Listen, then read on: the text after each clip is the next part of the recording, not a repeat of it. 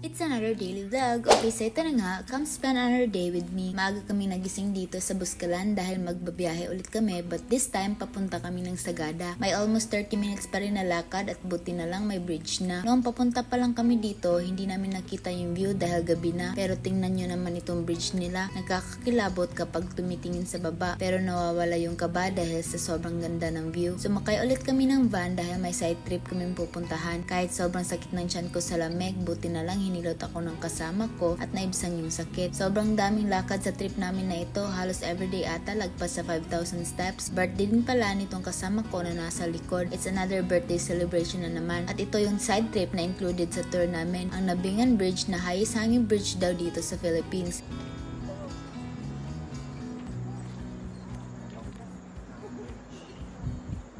Oh my God, Lord! So far, ito din yung highest na hanging bridge na nadaanan ko. Nanginginig yung tuhod ko, samahan pa ng sobrang lamig ng hangin. Hindi kami nagtagal dito at nagbiyahe na papuntang Sagada. Pagkarating namin, saktong-sakto dahil lunchtime, nag-order lang ako ng chicken wings at beef bolalo. At ito nga pala yung lugar kung saan kami magstay for a night. After nyan, diretso na agad kami sa tour namin dito sa Sagada. Inuna namin puntahan yung Blue Soil. Pero bago makapunta roon, sobrang layo pa ng lalakarin. Mapapasaba ka talaga sa lakaran, kaya much better magsuot ng comfortable shoes at magdala na rin ng tubig. Tinay pa nga ng boyfriend ko yung fruit na ito, nalimutan ko na ano yung tawag. Siyempre, nag-try rin ako dahil na-curious din. Ayun na.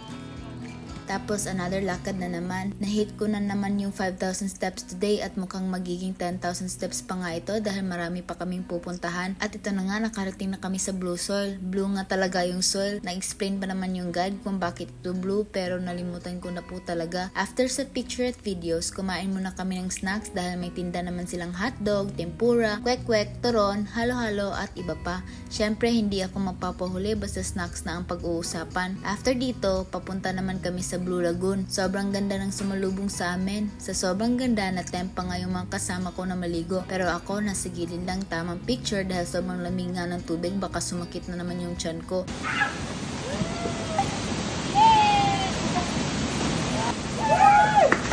After nang maligo, umalis na rin kami at ito po yung lalakarin namin makapunta lang sa van. Nagabihan na rin kami sa tour kaya nag-decide na kumain na muna ng dinner. While nag-order yung boyfriend ko, lumabas din ako at bumili ng hot choco at matcha latte dito sa Sagada Brew. At tamang-tama, pagkarating ko, nandito na rin yung food na na-order namin. Naawa tuloy ako sa aso at na-miss rin si Kali. Nag-try din kami sa Honesty Store nila at tinikman yung rice at bugnay wine. Sakto lang din yung lasa niya at parang may familiar ito na taste. Dahil pagod kami sa tour namin, pagpasyahan namin mag-chill at nakita namin ito na sobrang lapit lang ng accommodation namin. Naglaro kami ng chess ng boyfriend ko at sobrang seryoso ba naman ito, tapos ako tamang kain lang ng snacks at yung iba naman naglalaro ng billiard. Bukas maaga na naman kami, kaya see you next time!